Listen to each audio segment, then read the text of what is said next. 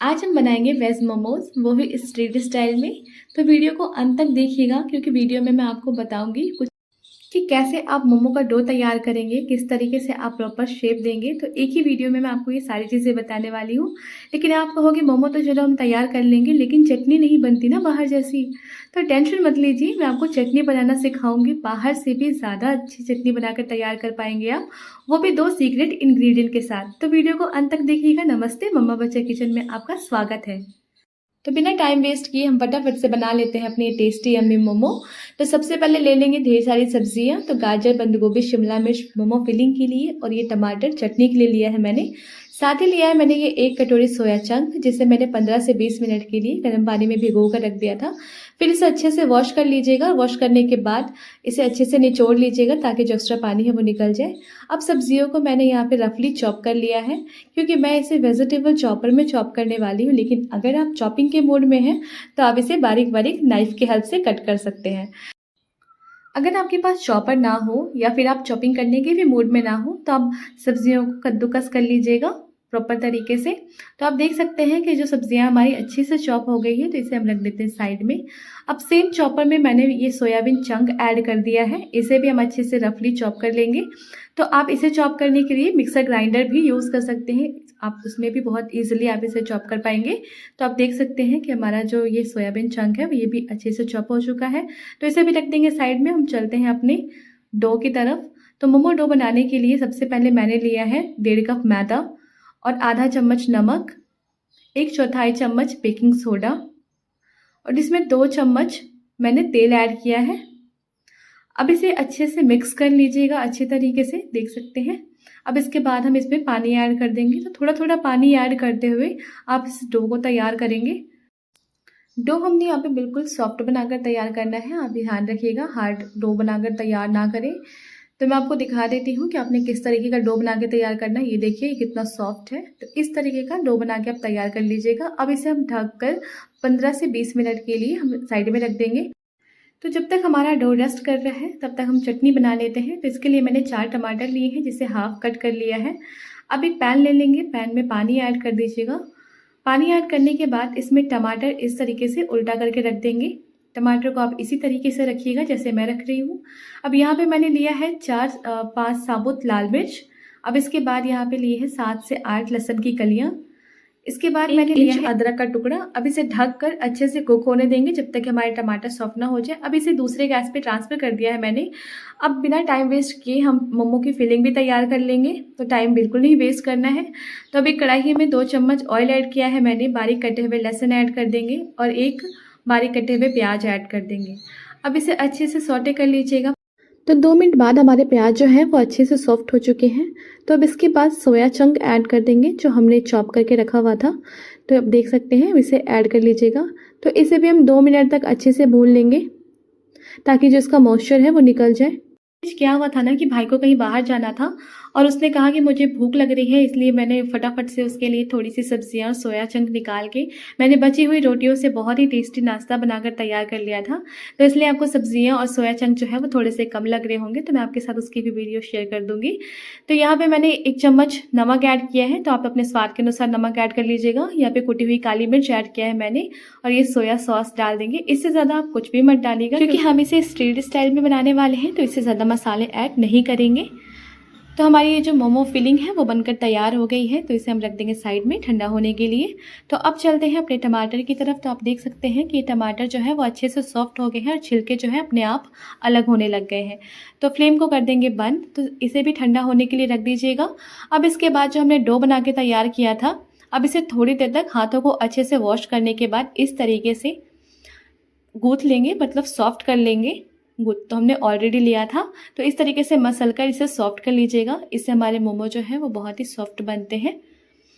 तो आप देख सकते हैं कि जो डो हमारा वो फाइनली अच्छे से तैयार हो गया है। अब क्या करेंगे, अब हम इसमें से निकालेंगे छोटी छोटी लोइयाँ। तो जिस हिसाब के से आप मोमोज़ बनाकर तैयार करना चाहते हैं, मतलब आप साइज़ जैसा भी रखना चाहते हैं, बड़ा या छोटा, उस हिसाब से आप लोइयाँ बनाकर तैयार कर लीजिएगा। तो मैं मीडियम साइज़ के मोमो बना के तैयार करूँगी। तो देख सकते हैं लोइयाँ जो हमारी अच्छे से तैयार हो चुकी हैं। अब क्या करेंगे, अब एक बाउल में इस तरीके से मैदा को डस्ट कर लीजिएगा। अब इसके बाद जितनी भी लोइयाँ हमने बना के तैयार की है इसे रख लीजिएगा, इसके ऊपर भी थोड़ा सा मैदा डस्ट कर लेंगे। इससे क्या होगा कि लोइयाँ आपस में चिपकेगी नहीं। अब आप देख सकते हैं टमाटर आसानी से अलग हो रहे हैं, तो इसलिए मैंने टमाटर को इस तरीके से उल्टा करके रखा था। तो आप भी जब भी चटनी बनाएंगे तो टमाटर को उल्टा करके रखिएगा, इससे छिलके आपके आसानी से उतर जाएंगे, आपको ज़्यादा मेहनत नहीं करनी पड़ेगी। अब हम इसे पीस कर फाइन पेस्ट बना लेंगे। तो ये देखिए मैंने इसका फाइन पेस्ट बनाकर तैयार कर लिया है। तो अब बारी है इसे तड़का लगाने की। तो एक पैन ले लेंगे, मैंने सॉस पैन लिया है, इसमें 2 चम्मच ऑयल ऐड कर दीजिएगा। इसके बाद ये कद्दूकस किया हुआ अदरक लिया है मैंने, और लहसुन भी मैंने अच्छे से कद्दूकस कर लिया है।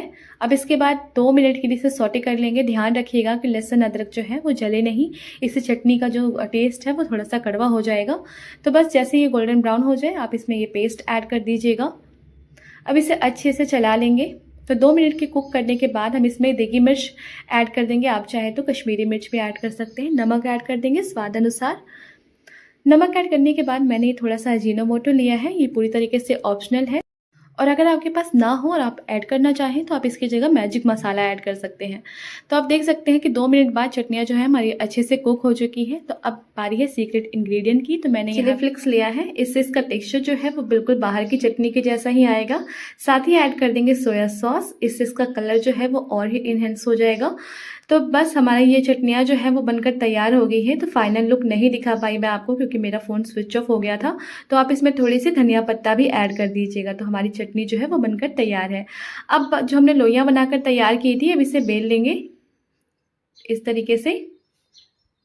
अब इसके बाद हम इसमें फिलिंग ऐड कर देंगे।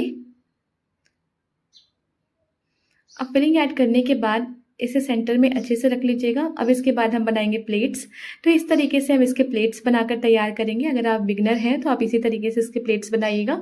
आधे प्लेट्स बनाने के बाद आधे को इस तरीके से अटैच कर देंगे। तो आप देख सकते हैं कितना आसान था इसे बनाना। तो इसी तरीके से हम दूसरा मोमो भी बनाकर तैयार कर लेंगे। तो इसे बेलने के बाद इस तरीके से इसके प्लेट्स बना लेंगे।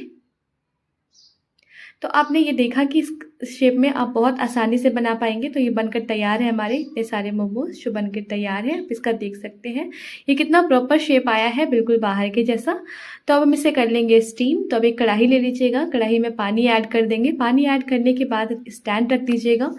अगर आपके पास स्टीमर है तो आप स्टीमर में स्टीम कर लीजिएगा, अदरवाइज आपके पास जो भी जालीदार प्लेट हो तो आप इस प्लेट में ऑयल से ग्रीस कर लीजिएगा। और ऑयल को ग्रीस करने के बाद मोमो रख दीजिएगा, मोमो के ऊपर भी ऑयल से एक बार ब्रश कर लीजिएगा। तो इससे क्या होगा कि मोमो जो है वापस में चिपकेंगे नहीं। अब हम इसे कर लेंगे स्टीम। तो मैंने 5 मिनट के लिए इसे स्टीम किया था।